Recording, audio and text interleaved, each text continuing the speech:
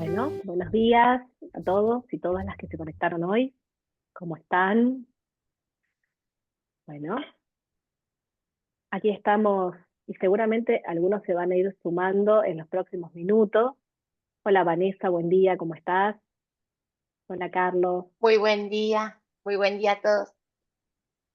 muy buen día. Y aquí estamos un poco mientras esperamos que los demás también se sumen. Tenemos hoy un invitado de lujo, que es Rafael Fouquier Bernal, que ya los van a presentar como se debe Vanessa y Carlos, nuestros directores.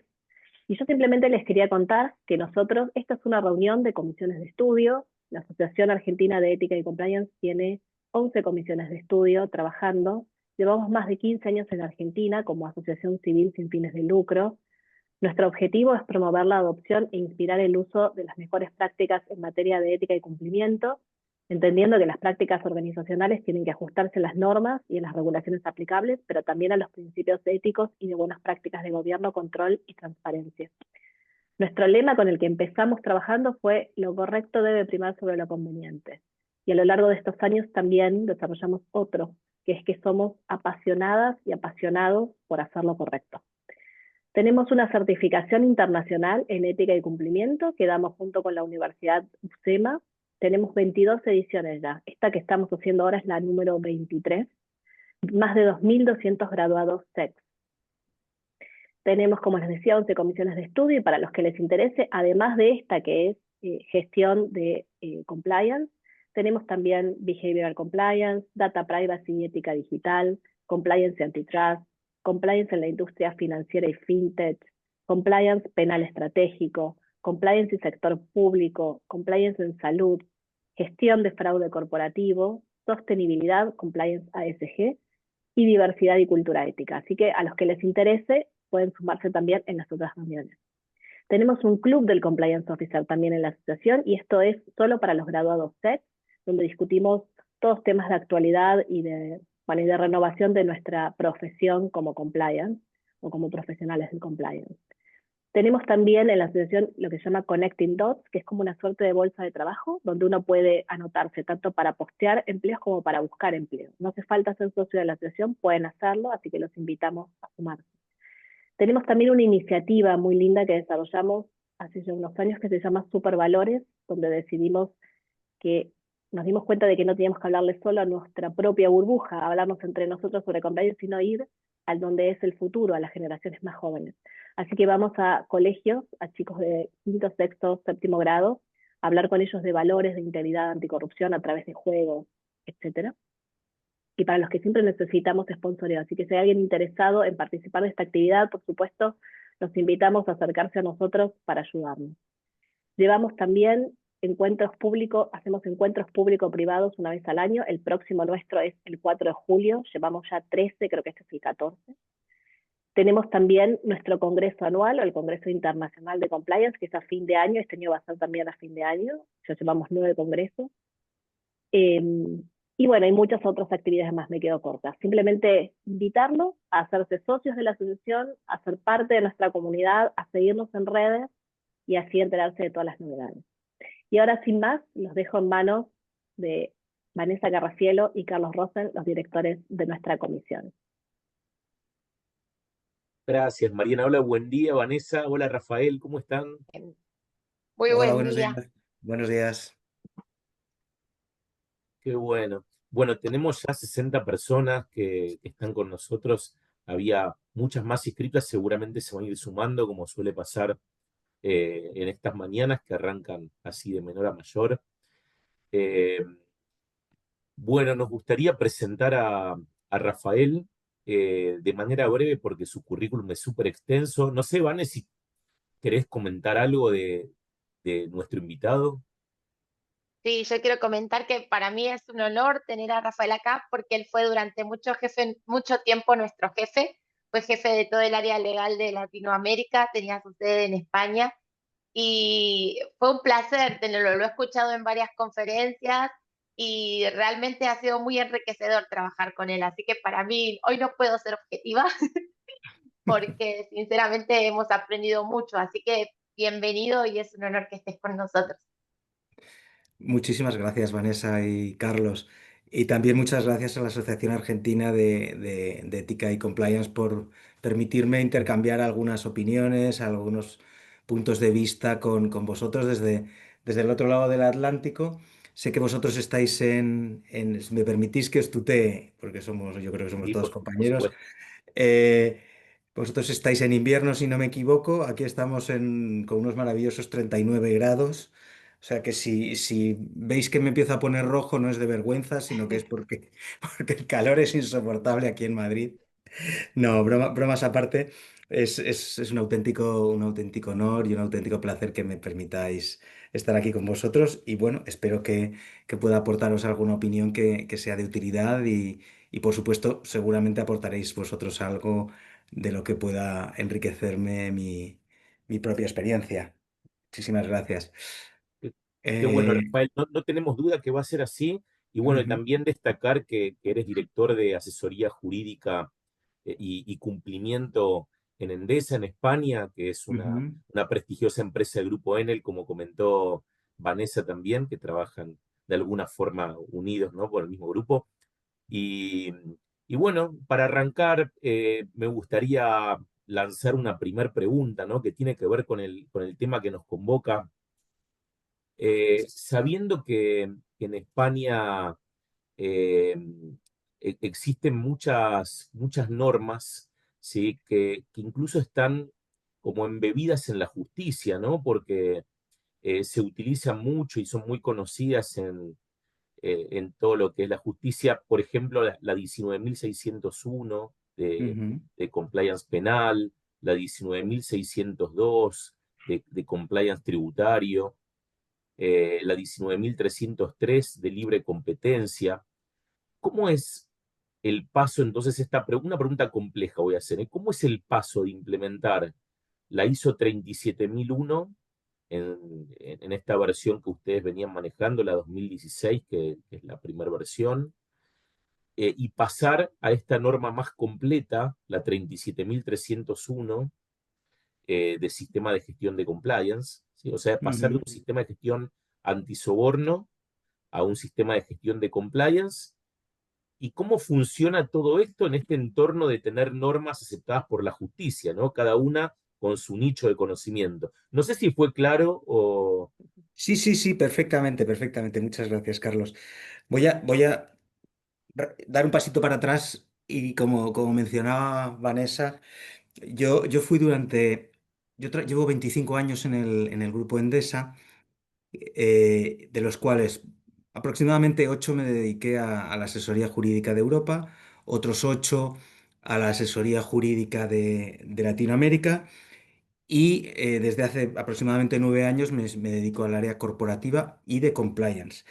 La gran desventaja que tuve cuando llegué al área de compliance es que la gente prácticamente no sabía si se decía compliance, compliance o cómo diantre se decía. A partir de allá, ni te digo saber lo que era el compliance. Entonces, lo cierto esto es una broma, por supuesto, pero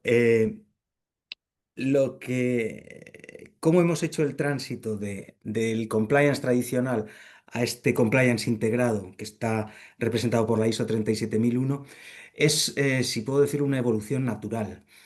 En España, eh, el compliance empezó a desarrollarse a partir del año 2010, fundamentalmente, aunque ya había otros antecedentes, había un comienzo un comienzo en el cual las empresas empezaban a ver que no bastaba con cumplir las leyes, sino que también había que hacer algo más, adoptar un carácter preventivo y hacer otras cosas. Pero fue en el año 2010 cuando se aprobó la ley de modificación del Código Penal que estableció la responsabilidad penal de las personas jurídicas. Y es a partir de ahí cuando las empresas hicieron, como decimos en España, de la necesidad virtud. Empezaron a ver que la comisión de determinadas infracciones en el seno de las organizaciones, de ello derivaba responsabilidad penal para las propias compañías, no para los infractores, sino para las propias compañías. A partir de ahí es cuando empieza a gestarse y desarrollarse todo lo que es el compliance penal, que luego adquirió el apellido de antisoborno, pero bueno, básicamente las prácticas antisoborno son una hijuela de las prácticas penales. Y ese es el germen, digamos, del compliance. A partir de ahí, en España, pues se publicó la norma UNE 19.601, que es pues parecida a la 37.001, eh, y posteriormente fueron apareciendo otras normas UNE, como son la, la penal, perdón, la anticorrupción, antimonopolio y la tributaria.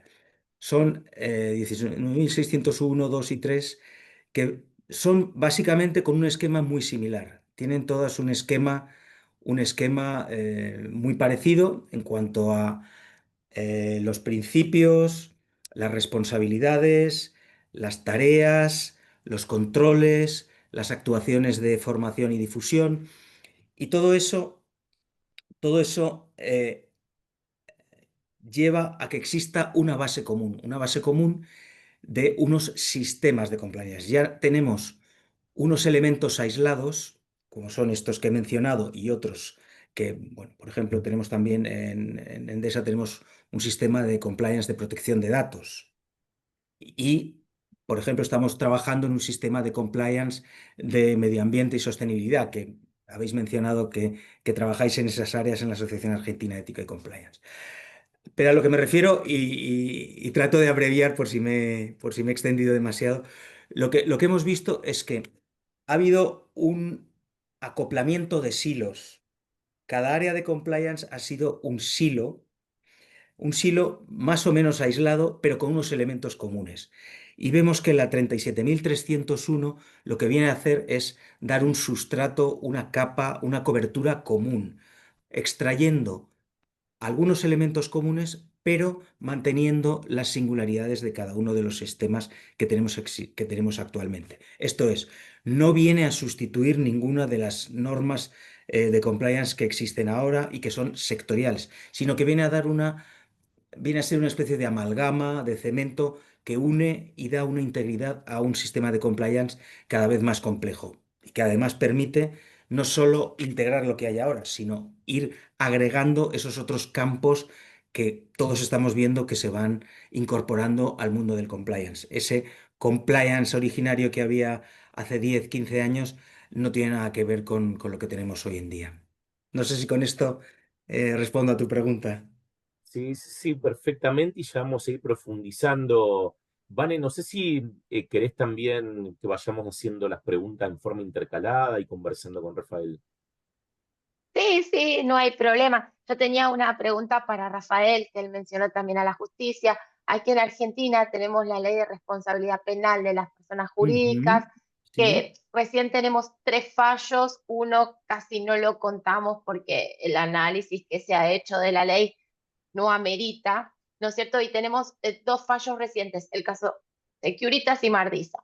¿Cómo Ujú. es allá en España si la justicia toma en cuenta estas normas, ha tomado en cuenta la implementación de programas de integridad? ¿Ves alguna diferencia con Argentina? ¿Cómo es allá? Bueno, yo, la jurisprudencia argentina y cómo aplicáis las normas de prevención de los delitos dentro de las personas jurídicas, no lo conozco. Os puedo hacer un breve comentario sobre cómo funciona en España y si queréis luego ahí pues intercambiamos alguna opinión. Lo fundamental es que cuando se estableció la responsabilidad de las personas jurídicas en el año 2010, en el artículo 31 bis del Código Penal, se estableció que las personas jurídicas quedarán exentas de responsabilidad si se cumplen una serie de condiciones, que si me permitís ahora me refiero a ellas. Y incluso cuando esos sistemas a los que me referiré ahora no funcionan bien, cabe una atenuación de la responsabilidad. O sea, partimos de que es posible una exención completa de responsabilidad y un caso de atenuación de la pena. Esa exención total de responsabilidad en primer lugar, ha de cumplir unos requisitos que son que el órgano de administración ha adoptado y ejecutado con eficacia, antes de la comisión del delito, modelos de organización y gestión que incluyen medidas de vigilancia y control idóneas para prevenir delitos de la misma naturaleza o para reducir de forma significativa el riesgo de su comisión. Esto es, establecimiento de modelos de compliance. Ese es el primer requisito. El segundo, que haya una supervisión del funcionamiento y cumplimiento de este modelo por un órgano con facultades suficientes y que tenga legalmente encomendada la función independiente de vigilancia de este modelo. Que los autores, tercer requisito, que los autores hayan cometido el delito eludiendo fraudulentamente estos modelos de organización. Y cuarto, que no haya habido una omisión o un ejercicio insuficiente de las funciones de supervisión por este órgano al que me refería anteriormente. Quiere decir que si, y permitidme que haya leído literalmente la ley, encontramos una exención de responsabilidad cuando se ha establecido un sistema de control, unos modelos de organización y gestión de control, de prevención de la comisión de delitos, se ha establecido un órgano suficientemente independiente, profesional y efectivo para la vigilancia y para impedir que se produzcan estos delitos. En ese caso hay una exención completa de responsabilidad. Y ya ha habido bastantes sentencias del Tribunal Supremo en el sentido de exonerar de responsabilidad a personas jurídicas cuando efectivamente se ha demostrado que hay un sistema que funciona y que la comisión del delito se ha producido en el seno de la organización no porque ha fallado los sistemas de control ni la vigilancia correspondientes, sino porque ha habido una elusión fraudulenta por parte de los autores de estos delitos dentro de la organización. Muy interesante. Excelente y muy claro, ¿no? Porque técnicamente esto en general es algo súper discutido Ujú. eh, a nivel regional por aquí y también a nivel Sí. global y me parece que es una, una definición muy contundente, ¿no? A mí Ujú. me gustaría preguntarte, Rafael, ¿por qué es importante implementar un sistema de gestión para la justicia española? De hecho, tomar estos modelos bajo esta numeración 19.601, 2 y 3 ya es algo muy clásico en Sí. España. Ujú. Desde hace muchos años he participado en congresos también en Madrid y son debates donde todos cuentan, ¿no?, cómo la justicia fue adoptando estas normas y sin embargo, en Argentina, cuando se propuso este tipo de estándares que superaban al Ujú. cuerpo legal mismo y a todas las instrucciones de cómo implementar estos modelos de prevención de delitos, aquí se rechazó, no se consideró. Entonces, la cantidad de certificados que hoy hay emitidos en Argentina todavía son muy pocos. Ajá. Tal vez empresas, bueno, como la que ustedes representan, que tiene un mandato internacional, que viene de Europa, bueno, estas certificaciones han prosperado más, pero concretamente, ¿qué pasó en la justicia española para que empiecen a adoptar estos sistemas certificables, a diferencia de Argentina? Bueno, yo creo que es una confluencia de dos factores. Primero, los jueces penales, eh, para un juez penal, la responsabilidad penal de las personas jurídicas no es una cosa tan asentada que se haya estudiado tanto. Tiene cierta novedad. Y segundo, eh, aunque la norma que me he permitido leeros es bastante clara, no deja de tener cierto margen de discrecionalidad considerar qué es un modelo de organización y gestión adecuado. Es un término que para profesionales como nosotros que estamos en el mundo del compliance, pues enseguida suena a un modelo de compliance como el que tenemos en cualquiera de nuestras organizaciones. Pero para un juez eso no es tan evidente, no es tan evidente. Y os voy a poner un ejemplo de mi empresa. No es que nosotros hayamos sido condenados, ni mucho menos, afortunadamente todavía, pero sí hemos tenido nos hemos visto envueltos en algún procedimiento penal, por ejemplo, en casos de muerte de pájaros por nuestras líneas eléctricas. Tenemos líneas eléctricas Entonces los pájaros se estrellan contra las líneas eléctricas, mueren bandadas de pájaros y somos responsables de un posible delito ecológico, que es uno de los delitos de los cuales es susceptible que derive la responsabilidad penal de las personas jurídicas, en este caso de Endesa.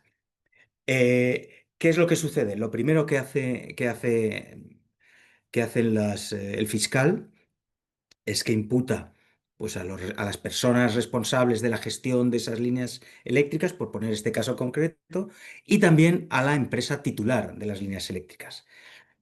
Y en ese momento lo que hace el juez es que solicita el testimonio del responsable de compliance para que además aporte los modelos, y suelen tomar siempre el literal de la ley, para que aporten los modelos de organización y gestión en materia de prevención de delitos. ¿Qué es lo que hacemos nosotros? Nosotros aportamos nuestro modelo. Un modelo que no es que digamos nosotros que es un modelo apto, que es suficiente para prevenir estos delitos, que cuenta con unos órganos de supervisión adecuados, que es eficaz. No. Esa última parte, que es la que realmente determina la exoneración de la responsabilidad de la persona jurídica, lo aporta el presentar esos certificados, porque esos certificados UNE 19.601 y los otros a los que te has referido, lo que hacen es que acreditan que nosotros tenemos un modelo, que lo hemos implantado nosotros en las organizaciones, pero viene un tercero externo que lo ha avisado, lo ha supervisado y nos ha acreditado que es un modelo suficiente, apto y con unos estándares máximos de calidad. Y eso, cuando lo recibe el juez, le da una tranquilidad absoluta. Dice, bueno, ya no es necesario probar que, que se dan todos estos elementos determinantes de la exoneración de responsabilidad. ¿Por qué? Porque este sistema existía, era apto, era idóneo y está acreditado por un tercero. No es algo que tenemos que probar nosotros, sino que ya está probado ex ante.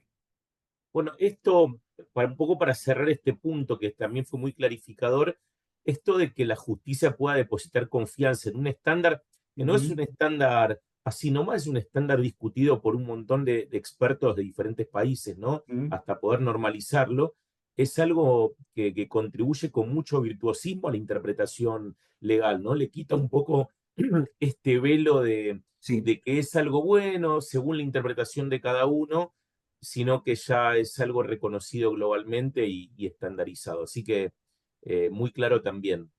¿Vane? Muy Sí, bien. ahora yo lo quería pasar a otro tema ahora, Rafael, y preguntarle un poco cómo es el tema de compliance tributario allá en España. Bueno, el compliance tributario, la verdad es que es un campo un poco, que me queda un poquito más lejano que los otros, por decirlo de alguna forma. Pero tiene una diferencia, bueno, tiene un pequeño matiz, más que una diferencia respecto a lo que he mencionado antes. Eh, en España, quizá en Argentina, de lo que recuerdo en Argentina es igual. O sea, las infracciones tributarias pueden derivar en responsabilidad administrativa o responsabilidad penal a partir de ciertos umbrales y de ciertos tipos delictivos. En España, el compliance tributario, en lo que se refiere a la materia delictiva, por decirlo así, a los hechos de los que puede derivar responsabilidad penal, es algo similar a lo que acabo de explicar, respecto a los delitos en general del artículo 31 bis del Código Penal. ¿Qué quiere decir?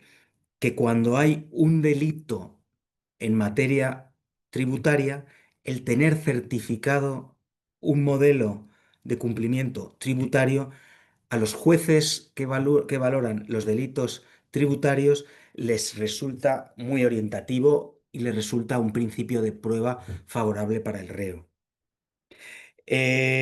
Ahora bien, dicho esto, en materia administrativa, desgraciadamente todavía no estamos en ese punto.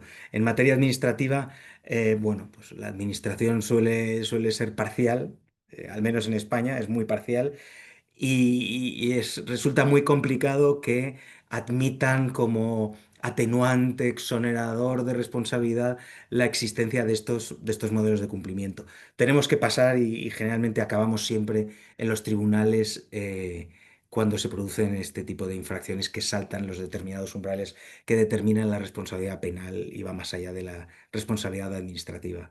Digamos que la administración es más escéptica que los jueces y magistrados.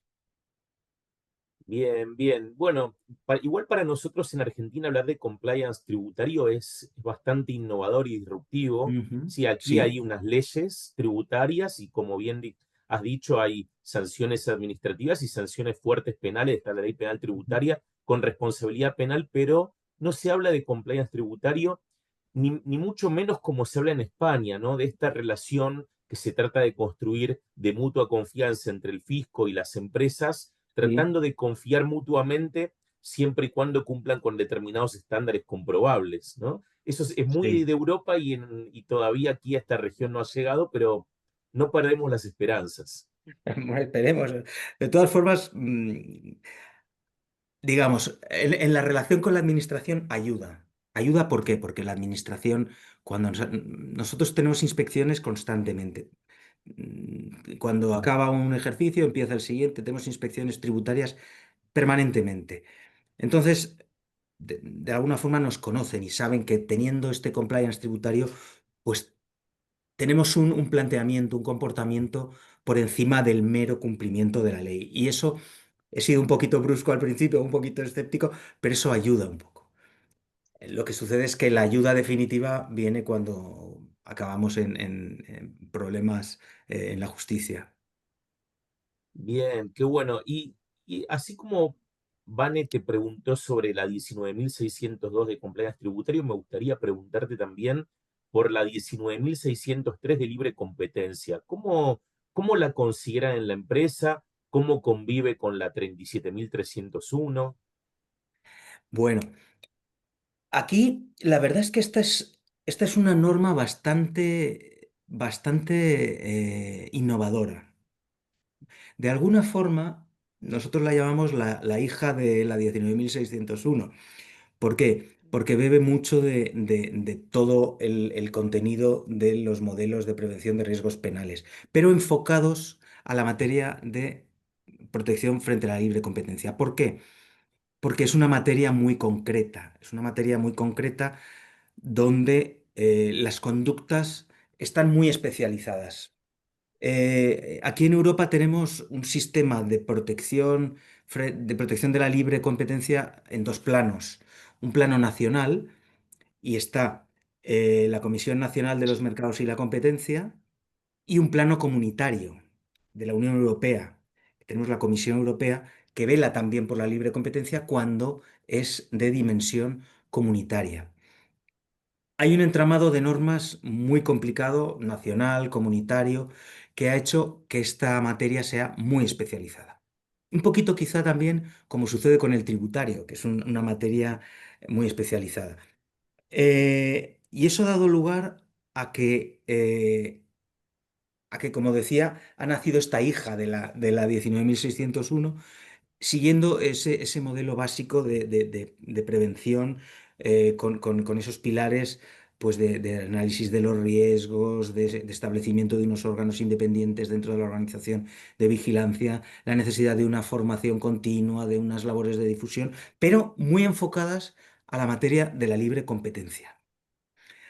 Aquí, antes de que saliera la 19.603, la propia Comisión Nacional de los Mercados y la Competencia en España emitió una circular en la que señaló algo similar a lo que he leído al principio en el Código Penal. Esto es, señaló que aquellas organizaciones que tuvieran un sistema de prevención de las infracciones en materia de libre competencia es un poquito menos tajante, pero podrían ver reducidas las sanciones si se demostrase que habían cometido alguna falta contra la libre competencia.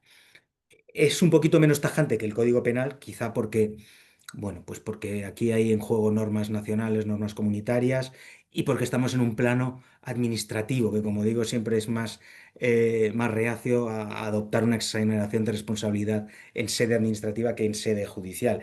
Pero ellos ya planteaban esa posibilidad antes de que saliera la 19.603. Entonces, tan pronto se publicó la 19.603. Nosotros fuimos la primera empresa del IBEX 35, de las empresas cotizadas más grandes en España, en obtener esta certificación. ¿Por qué? Porque con eso nosotros, siguiendo el ejemplo de la materia penal, pensábamos que podría ser beneficioso en el campo de las infracciones administrativas en materia de competencia. Qué bueno. Ya hay un montón de preguntas, Ah, tanto en el bueno. chat Sí. como en el espacio correspondiente. Ahora vamos a abordar algunas de ellas cuando terminemos un poquito con algunas que con Vane teníamos preparadas para hacer. Ujú. ¿Vane? Sí. Sí, le quería preguntar, Rafael, me impacta cómo la justicia ha adoptado estos sistemas de gestión en sus resoluciones. Y Ujú. a raíz de esto quería consultarte cómo ustedes hacen el tratamiento de la gestión de riesgos de cara a estos temas, cómo lo realizan. Pues la verdad es que aquí es un trabajo bastante complicado. Para mí esta es la parte más complicada de todo el compliance. ¿Por qué? Porque hay muchas áreas de la organización que se implican en esto, en la definición de los riesgos, el tratamiento de los riesgos, la cobertura la definición del riesgo primario, las medidas paliativas y el riesgo residual. Entonces, eh, aquí estamos involucrados, digamos, varias áreas. El área puramente de compliance, a la hora de, bueno, pues encajar aquellas conductas o aquellos procesos, más que conductas, aquellos procesos que tenemos dentro de la casa, dentro de posibles riesgos penales. Y luego tenemos un sistema que llamamos SCIF, Sistema de Control Interno de Riesgos, que está cruzado con una matriz de riesgos penales en el caso del modelo penal, de protección de datos en el caso de protección de datos, de compliance y tributarios. Entonces, eh, con esto lo que quiero decir es que hay muchas áreas de la organización que están involucradas en la definición de los procesos, el tratamiento, la identificación de los riesgos, la valoración de los riesgos, el establecimiento de medidas de cobertura o paliativas o no las llamaría correctivas, sino de, de- Mitigación. exacto, de mitigación, correcto. Gracias. Sí. No, y yo que conozco el sistema desde adentro, es importante resaltar que esto que dice Rafael, la interacción entre las áreas, ¿no? Para llevar a un buen Sí. tratamiento, para tener una matriz robusta y lo que deviene en un sistema virtuoso a los fines de mitigar riesgos, Ujú. ¿no? Le Sí, cedo Eso la quiero, palabra acá. es un poquito pesado. Aquí no Sí, vamos a cubrir el glamour de la no, valoración de riesgos, pero, sí, pero es bastante, vamos, es necesario, es necesario. Son sistemas muy es el corazón. complicados, muy sofisticados, pero en definitiva, volviendo a lo que comentábamos al principio, si uno presenta eso ante un juez, no solo las políticas o los procedimientos, sino les tiene ocasión de explicar cómo funcionan los controles de riesgos, pues eso da una garantía de que, bueno, esto funciona, o al menos si ha habido una vulneración de estos sistemas, no es porque no funcionen, sino, oye, porque ha habido alguien que deliberadamente se los ha saltado. Sí, y yo quiero destacar esto, que estas organizaciones, que no hay tantas en Argentina, que implementan sistemas de gestión de compliance, se basan mucho, como lo pide la norma, y lo interpretan profundamente, esto de controles financieros y no financieros, ir al detalle, cruzar con control interno, como bien has dicho, Rafael. A mí me ha Ujú, tocado hablar mucho con Vane sobre estos temas, y la mayoría de empresas en Argentina se quedan en la superficialidad de controles de cumplimiento. Por ejemplo, sí. te hablan del código de ética, algunas políticas, Ujú. de la línea de denuncias, que no son poca cosa de por cierto, pero no se meten en los controles de detalle, no se meten, por ejemplo, en la conciliación bancaria, en el workflow de pagos vinculado al Mm, sistema de gestión o al ERP, no se meten en el control de los fondos fijos, las tarjetas de crédito, de un montón de elementos que hacen al manejo del dinero y en definitiva la posibilidad de corrupción, como también podemos nombrar otros para las distintas perspectivas tributarias, defensa de la ujú. competencia y demás. Entonces, esto de implementar las normas ISO o las UNE en España es también bajar al detalle, ¿no? Es cruzar con control Correcto. interno, porque en definitiva mitigar los riesgos es eso, ¿no? Es entender qué controles son los necesarios para bajar ese nivel de probabilidad y o de impacto que tiene cada una de estas actividades riesgosas, ¿sí? Esto que mencionas, uy, perdón, no sé si te he interrumpido. No, no, al contrario, le Esto daría que a cierre. mencionas es muy importante porque, de nuevo, volviendo a nuestra experiencia en España en materia de resoluciones judiciales y de compliance, ha habido casos en los que los magistrados han dicho, no, esta empresa es responsable porque lo que tiene es un compliance de papel. Esto es, tiene unos códigos éticos fantásticos, tiene un código de tolerancia cero contra la corrupción, pero no ha aterrizado eso en unos controles que se basan en qué, en analizar qué es lo que hace cada compañía. Pues lo que mencionabas tú, ¿cómo se hacen los pagos en esta compañía? Pues lo tiene que aprobar el señor X, el señor Y, el señor Z y se van liberando y se van estableciendo controles en esa taxonomía de la actividad de la empresa. Y eso es lo que de verdad da fondo y da solvencia y da robustez a un sistema de compliance y permite esa exoneración de responsabilidad. No tener un código ético que, a ver, lo puedes difundir y obviamente es bueno tenerlo, hay que difundirlo, pero no basta, no basta. Sí, totalmente. Y dijimos algunos ejemplos de controles, ¿no? Sobre pagos que son muy, muy típicos de corrupción, pero ¿cómo das de alto un proveedor? ¿Cómo tocas ese maestro de Ujú. proveedores? ¿Con qué controles? Totalmente. ¿Cómo, por ejemplo, no sé, realizas no sé, un inventario? Bueno, hay un montón Ujú. de controles que podemos ir al detalle. ¿Cómo segregas las funciones? No Exacto. solamente idealmente en un job description, sino dentro de tus sistemas, ¿no? Ujú. Que es un tema hiper complejo, pero necesario. Eh, Creo que aquí, ¿quién estaba preguntando, Vane? No, no recuerdo. Sí, Vane, vos preguntaste sobre gestión de riesgos, y ahí me gustaría preguntar sobre este punto que creo que es el que más le cuesta a las organizaciones que han arrancado a implementar la ISO 37301, esta norma más nuevita, Ujú. de compliance en un sentido más amplio. ¿Cómo trabajan sobre las obligaciones de compliance? Este inventario que la norma pide tener y que a muchas empresas les cuesta mucho. Este es un trabajo que hace una unidad especial que tenemos en la casa eh, que lo que hace es que mapea las actividades. Primero mapea las actividades que hace cada sociedad. Pues las sociedades de distribución, las sociedades de generación, las de comercial, y establece esa taxonomía, qué tipo de actividades realiza cada sociedad y establece unos riesgos originarios sobre cada una de las actividades. Y se establece unas medidas mitigantes y unos controles. Y unos controles. Entonces, digamos que toda la actividad de un grupo como el nuestro está parametrizada. Y anualmente, este parámetro que hace el área responsable no es una foto fija, sino que se va revisando permanentemente. Hay una unidad de auditoría que revisa todos. Hay 860 y tantos controles dentro del grupo Endesa, 860 y tantos controles. No es porque lo diga yo, pero están bien pensados. ¿Por qué? Porque aunque parecen muchos, muchos controles afectan a varios delitos y a varias sociedades. Por ejemplo,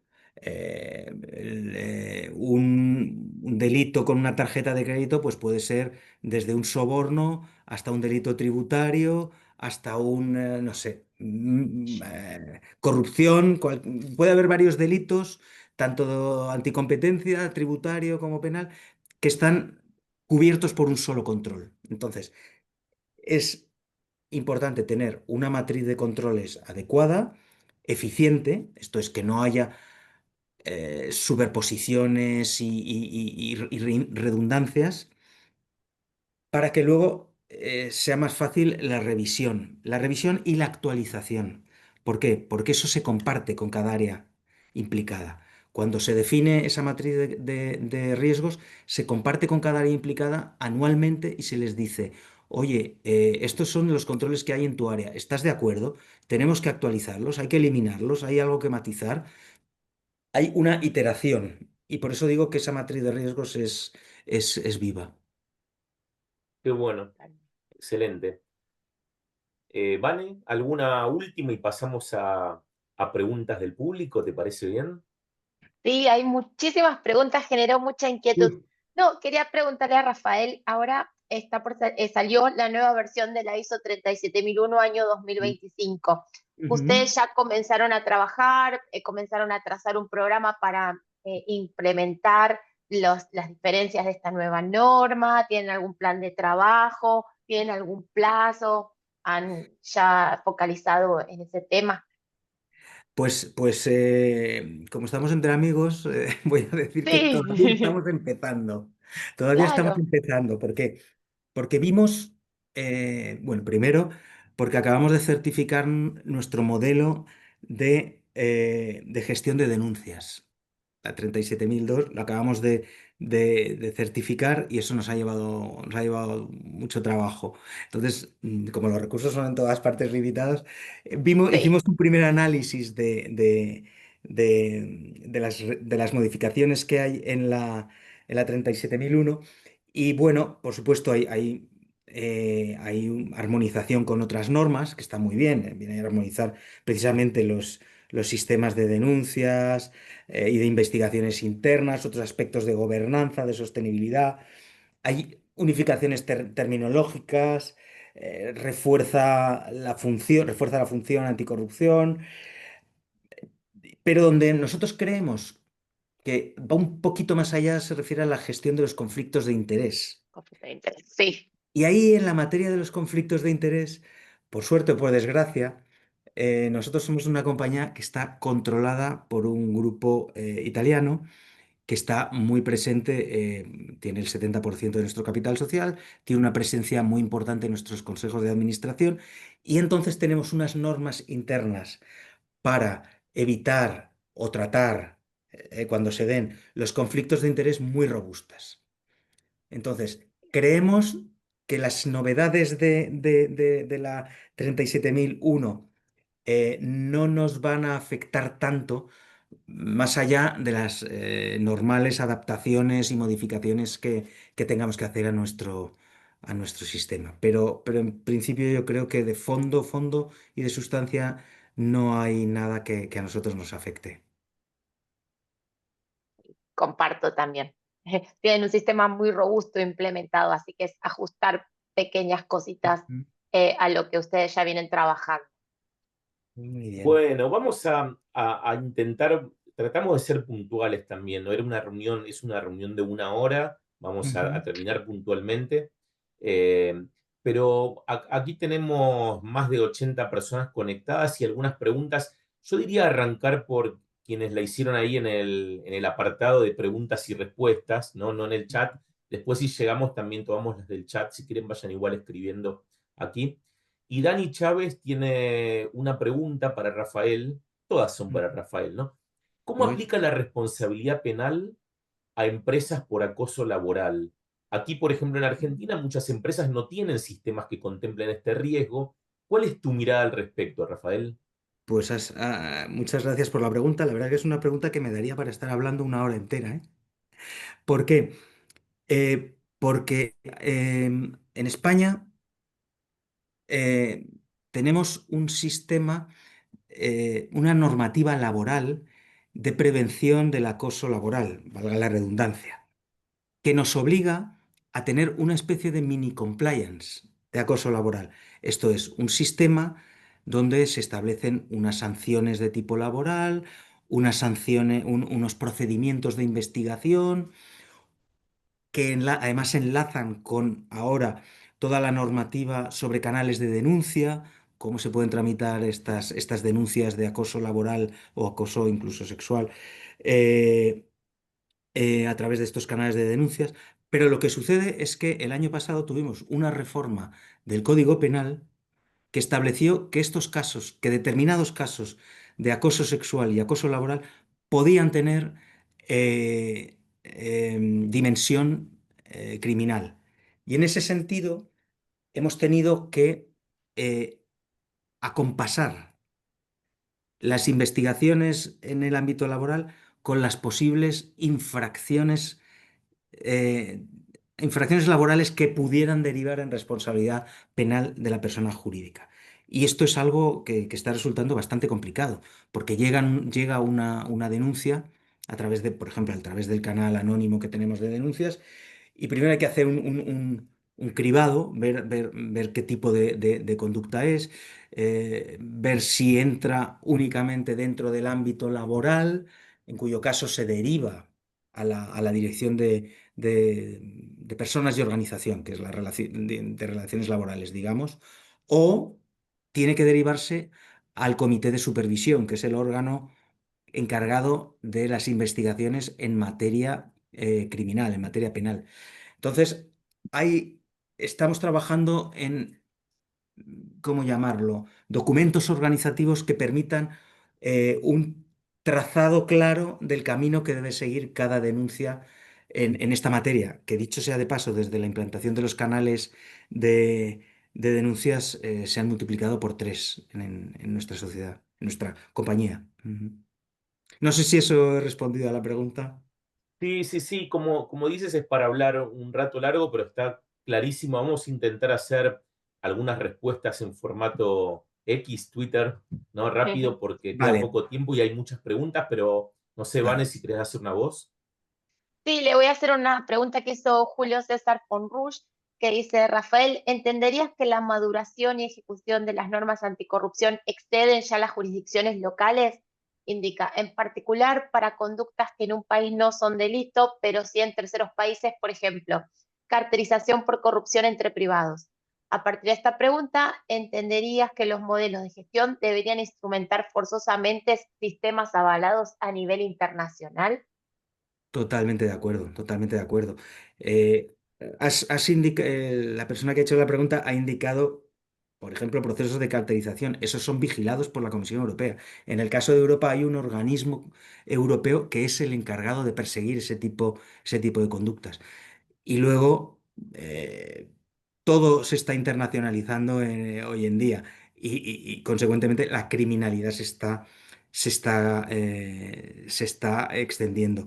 Aquí podríamos de nuevo hablar muchísimo sobre este tema, pero por ejemplo las normas estadounidenses frente a la corrupción tienen un ámbito extraterritorial terrible. O sea, cualquiera de nosotros prácticamente podríamos caer teniendo responsabilidad penal en Estados Unidos a poco que se den ciertas circunstancias. O sea que lo que ha sugerido la persona que me ha hecho la pregunta es absolutamente cierto. Excelente. Bueno, aquí nuestro amigo Diego Grau, también participante de una comisión de compliance comportamental, behavioral compliance, además de saludarte, pregunta respecto a la responsabilidad penal de las personas, de las empresas, ¿qué puedes agregar sobre la aplicación de la responsabilidad administrativa y social en las organizaciones? Uf, aquí entramos también en un campo que da para mucho. Sí, porque son las tendencias que están habiendo. Mencionaba antes cómo el compliance va extendiendo sus brazos o sus ramas.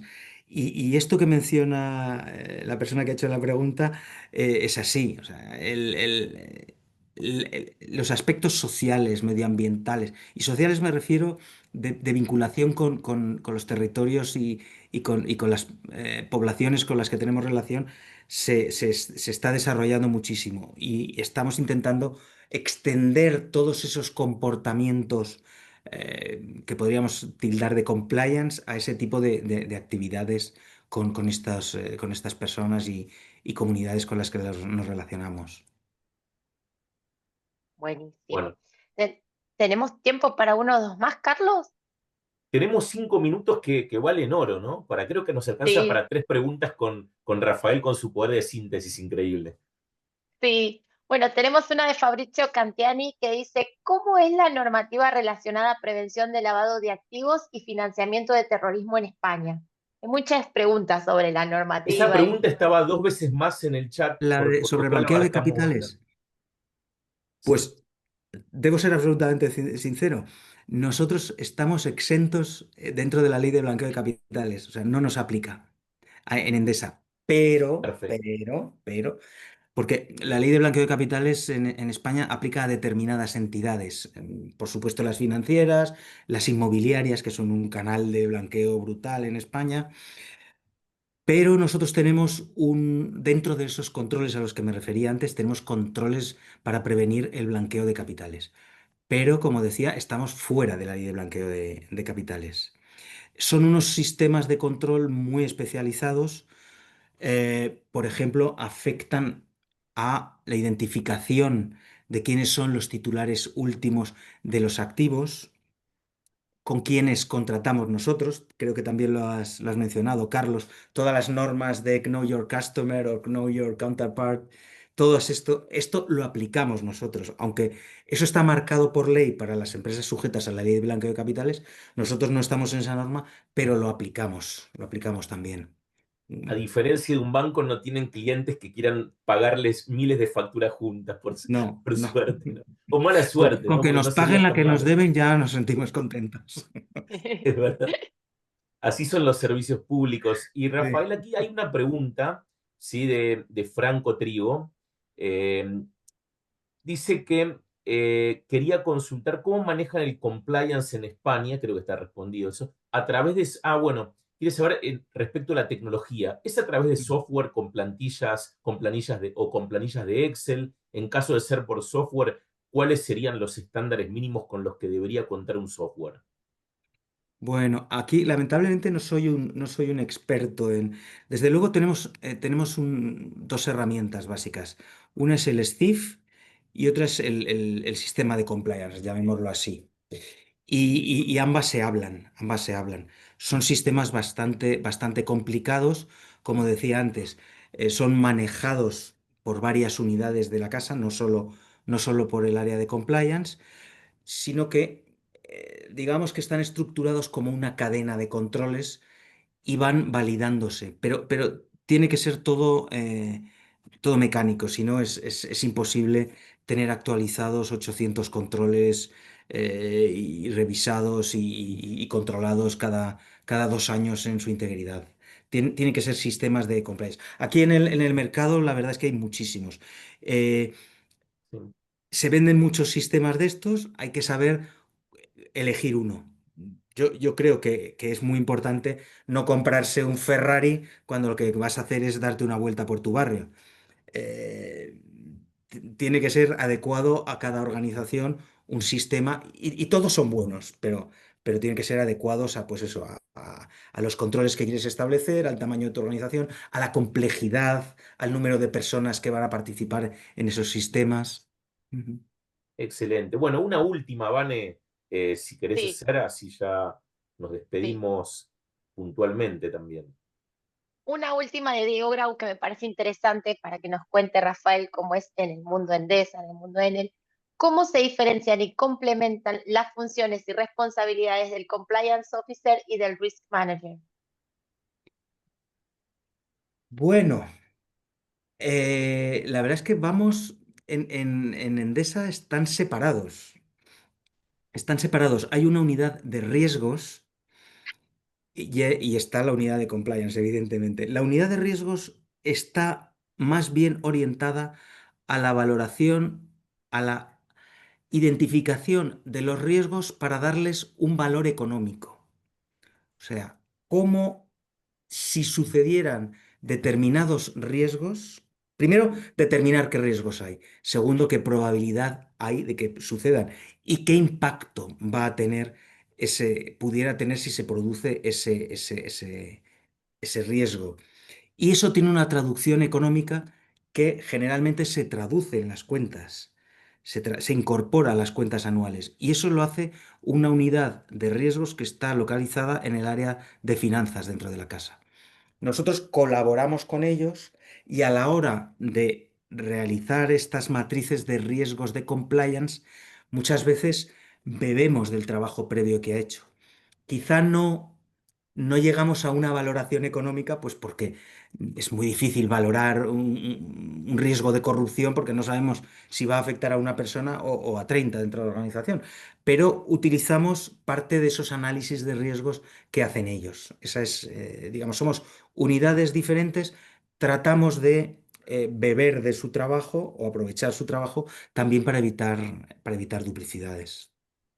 Excelente. Yo para cerrar me gustaría también aprovechando que con Vane somos muy promotores, ¿no? de este tipo eh, de técnicas normalizadoras del compliance y Ujú. implementar estas normas creemos que le dan un plus a la gestión de cumplimiento de las organizaciones. Nos gustaría que nos cuentes en el caso de la compañía que representas, eh, ¿qué valor le ven, ¿no? al sistema de gestión implementado de esta manera? Considerando también que en Argentina, bueno, el grupo fue la primera organización que Ujú. mostró un certificado y en el mundo también, ¿no? Se los ve como a Enel como un early adopter, ¿no? Como un adoptador temprano de estas normas, cada vez que sale una ya están trabajando.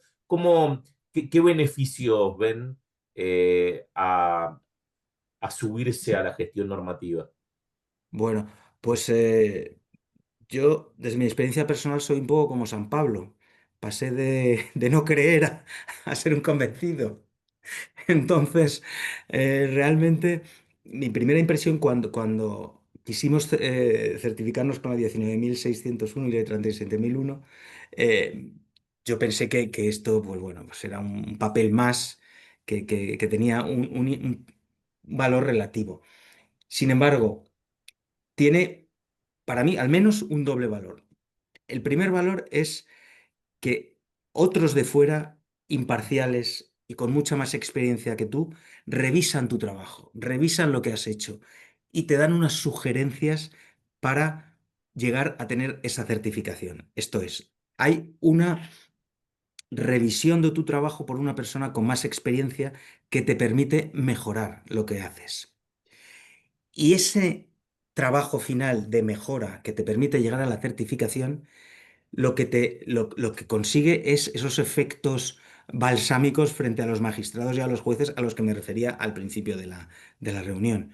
Esto es un trabajo con un doble beneficio interno de mejora del trabajo de los propios profesionales de una empresa y externo en cuanto que da una visión, un principio de prueba de madurez, de solvencia de los sistemas de compliance que permite esa exoneración o atenuación de la responsabilidad. Bueno, excelente. Bueno, eh, creo que estamos en tiempo cumplido, hasta nos hemos pasado unos minutitos. Disculpas a quienes preguntaron y no, bueno, no llegamos a responder todo. Si queréis Eh, enviarme las preguntas, Vanessa, Carlos, oye, encantado de, de responderlas en la medida de mis posibilidades. Excelente, lo vamos a hacer. Y bueno, Gracias. te agradecemos profundamente, Rafael, por todo tu conocimiento, por estar aquí, por tu sonrisa permanente mientras nos explicabas cada uno de los puntos. Gracias, Vane, también por la excelente organización y por convocar a Rafael. No, muchas Eh, gracias a vos, Carlos. Así que bueno, abrazo para ustedes y para toda la gente que se hizo presente virtualmente. Muchísimas gracias Muchas a vosotros por invitarme y sobre todo a las personas que nos han seguido. Muchísimas gracias y gracias por sus preguntas. Bueno, un gracias, saludo. Rafael, gracias a la asociación y a todos. Muy buenas tardes. Buenas tardes.